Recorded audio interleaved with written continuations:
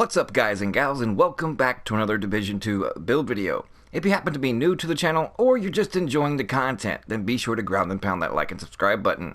And don't forget to reach up there, trigger the bell so that way you have post notifications on, so you never miss an upload or a stream that goes live. But anyways, this has been much requested of me, and I want to do something different than what everybody else is doing. I mean, I've already done somewhat of a hybrid AR rifle build previously before, but it more or less centered around nothing but weapon damage. So I wanted to go a different route and utilize something in a talent that I don't particularly see too much. But before we hop into the video, I'm going to send you over to a little bit of gameplay, and then we'll come right back. We'll see you guys.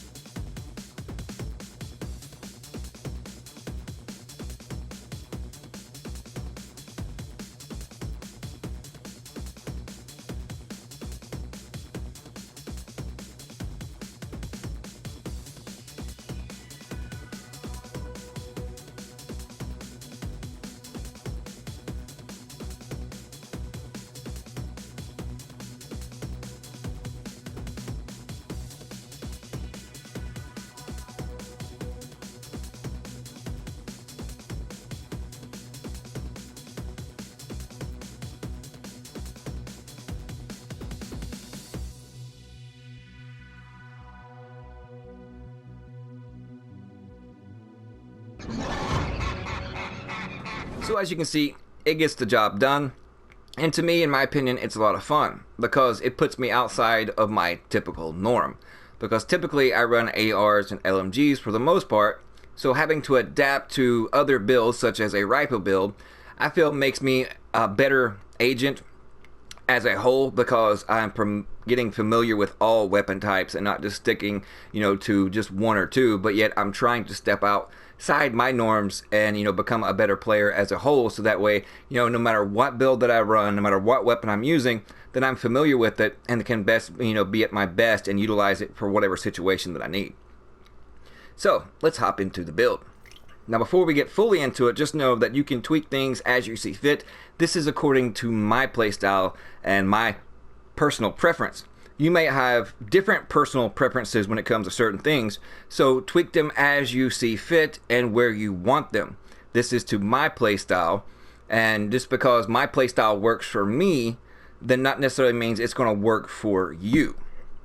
So tweak it as you see fit, because typically I get a lot of comments, well, this is better and that's better. Well, that is your opinion, and that is based on your, play style according to your opinion.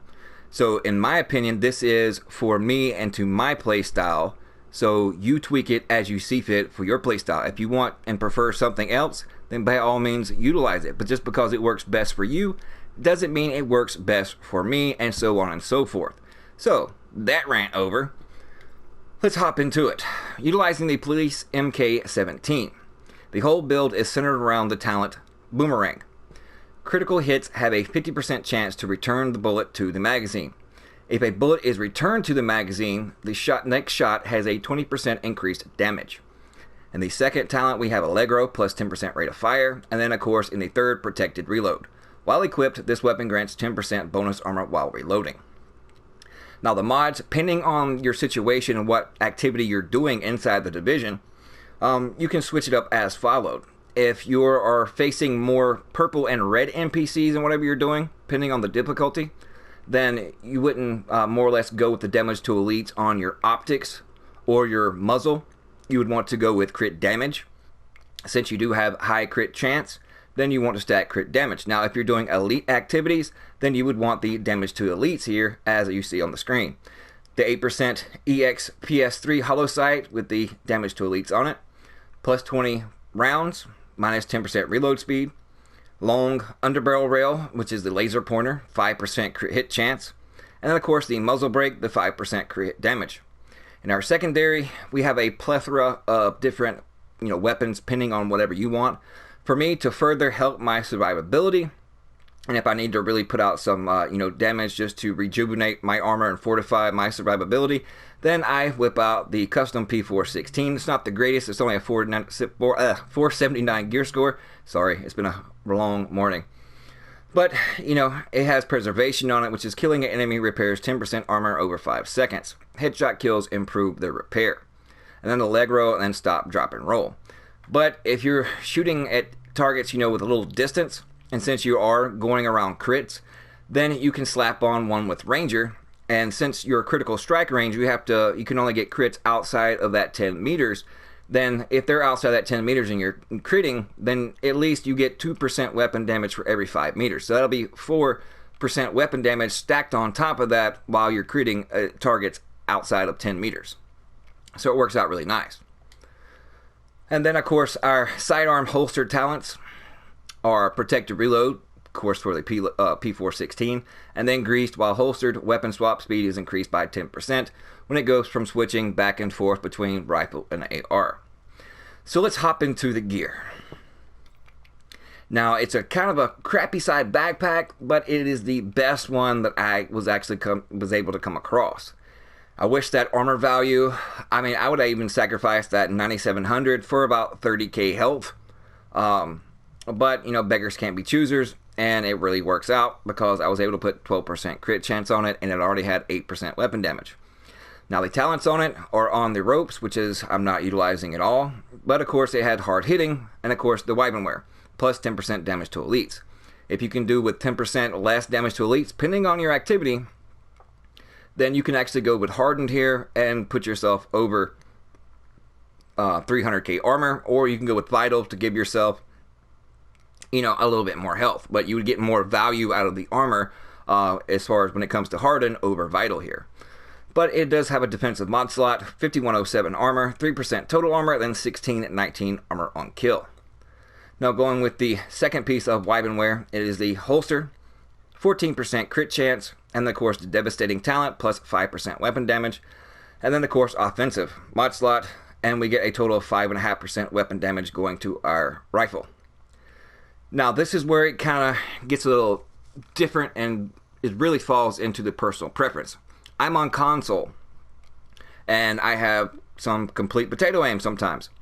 So stacking headshot damage with the talent precise here, I have to ask myself, just as you would have to ask yourself, do you consistently hit more headshots or do you consistently hit more body shots?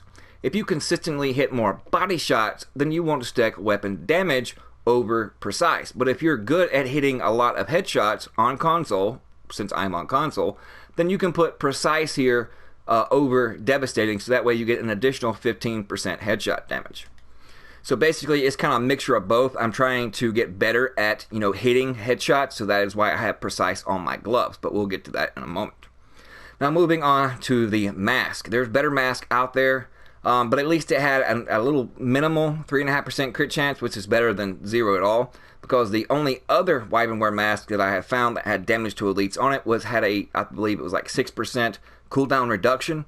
So overall this was my best value for currently what I currently have. So hopefully later on I can find one with a little more crit chance or a little more crit damage. and then, be able to roll hard hitting on it or any combination of the above, so that way I can further make this build a lot better. But, 33% damage to elites isn't half bad. There's a lot worse out there, and then a total of 43% for the mask. Now moving on to the other three pieces. On to the knee pads. Now, things can, mix and match here as well. It also depends on how comfortable you are at the percentage of damage to elites that you have, and situational depending on what you are actually doing. So, if you can sacrifice hard hitting and go with, patience, because you'll be shooting more from cover, if you'll get more value out of that, then by all means, then slap on some Hilligard, knee pads with patience.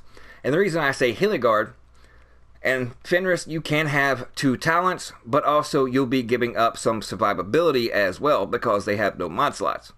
At least Hilligard has defensive mod slots. In this case, we have two of them, and I have 41-42 armor, 414 armor regen, 4% total armor.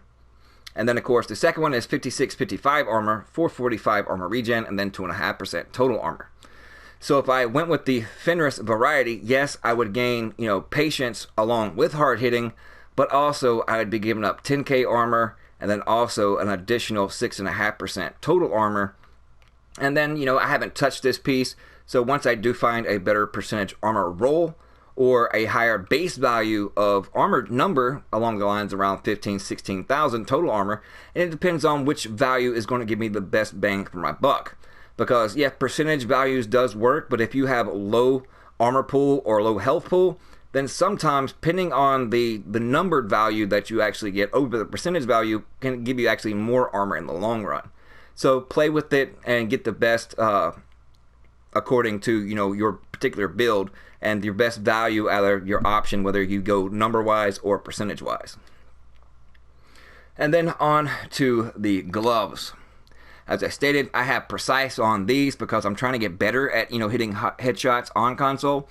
But if you are even worse than my potato aim and you're going to hit mostly and consistently only body shots, then you want to go with devastating over precise. But as I stated with the holster, if you consistently hit a lot more headshots and then body shots, then you would want to go precise on both. But these gloves have 10% rifle damage on them, 6497 health, and then of course precise plus 15% headshot damage. If you're having two pieces of Overlord armaments, we get 10% rifle damage and then 7.5% total armor. On to the chest piece. Chest piece is actually pretty decent. 10.5% crit hit chance, 10.5% crit hit damage, and then 12% weapon damage with hard hitting on it, plus 10% damage to elites. Then it has two defensive mod slots, 52-39 armor, 399 armor regen, 3% total armor, and then in the second defensive mod slot we have 52-68 armor, 3% protection from elites, and then 2.5% total armor. So before we go to the character sheet, like I stated before, and since I continue to repeat myself, there tends to be people, ever so often, whether they're just trolling me or not paying attention, will say, basically repeat the same thing, that I said and state multiple times in videos, and then, proceed to why didn't I do this, and comment. So just to save you a lot of time, that is why I do repeat myself, quite a bit, because I do have people that, don't even watch the full video, and then they'll ask questions or make comments, based on something that I've already covered in that video. It was just, their fault that they didn't, continue watch the video, or, just wanted to click on it just to, be a hater pretty much and give it a thumbs down, that's fine. Thanks for the viewage anyways. But, at least try to watch the full video before you comment, so that way you have a better understanding and you don't miss something, vital that I actually say, so that way you don't waste your time with an irrelevant comment. But going on to the stat sheet. 55,085 weapon damage, 55% crit chance, 57% crit damage, because I have the damage to elites on my optics and my muzzle currently on this weapon. Now switch that up if I'm going with more purple and red NPCs, then that would be actually 67% crit damage. Headshot damage stays the same. 2.4 seconds reload time, and then of course 25.5% all weapon damage, then 15% to ARs, 15% LMGs, and then of course we have 40% rifle damage, 85 or 86%, excuse me, damage to elites, 284 armor, 10% armor on kill, 1259 armor regen, 33552 max health, and then 16776 health regen, and then the rest are as followed. But I do appreciate each and every one of you. I do like interacting with you in the comment section, but just keep in mind, keep it civil, keep it constructive, because if I feel you're just being trolled, if I'm being trolled or you're just being negative, then I'm just gonna, make it to where you can still watch the videos. It's just, when you comment, nobody's gonna see it, so you'll never even know that yourself. You'll just be a waste of time. So try not to be a negative Nancy, and if you're gonna comment, then make it constructive or positive or whatever the case. But if you're just going to be a troll and be a negative, then either I'm just going to block you, ban you, or allow you to still watch. It's just nobody will ever see your negative comment. So keep that in mind, because I do like interacting with my audience. It's just I refuse to stoop to a level for the trolls and to all the negative, toxic people out there. But anyways, guys, thank you so much for tuning in. Sorry if I rambled on, but I do want to try to get the most information out there and explain things from my point of view, so that way you can better understand it, so that way you can adapt it, and see my mindset and how I look at things, and then tweak it as you see fit according to your playstyle. But thank you guys so much. We'll see you punching later.